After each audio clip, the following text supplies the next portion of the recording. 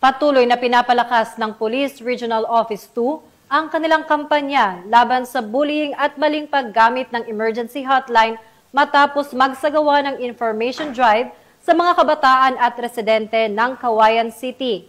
Ang report mula kay Patrolwoman Lainey Lorenzo.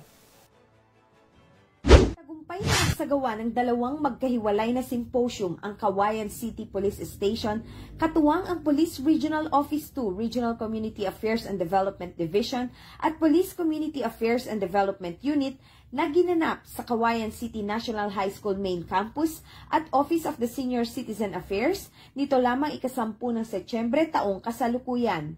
Pinangunahan ni Police Major Sharon C. Malinlin, Chief Regional Public Information Officer, ang talakayan na tumuon sa mga paksang anti-fake news, anti-bullying at 911 response.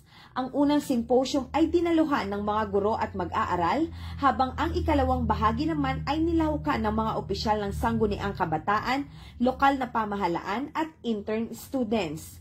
Nagpahayag ng pasasalamat ang pamunuan ng paaralan at lokal na pamahalaan sa ganitong inisyatiba ng kapulisan na layong palawakin ang kaalaman at palakasin ang ugnayan ng kabataan, pamahalaan at komunidad tungo sa ligtas at mapayapang lipunan. Mula dito sa Lambak ng Cagayan, ako ang inyong PNN correspondent, Patrolwoman Lainey Lorenzo, alagad ng batas, tagataguyod ng Balitang Pulis.